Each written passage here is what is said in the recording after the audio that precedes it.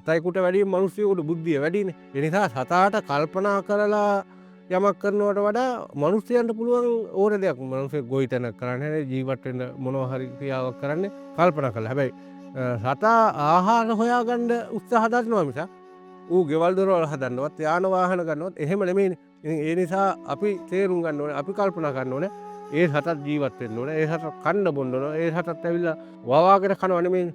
ඇත්තෙන්ම ඒ වවලා තියෙන කැලෑවල සත්තු දැන් එළියට බහලා තියෙන කැලෑවල කෑම අඩුපාඩු නිසා.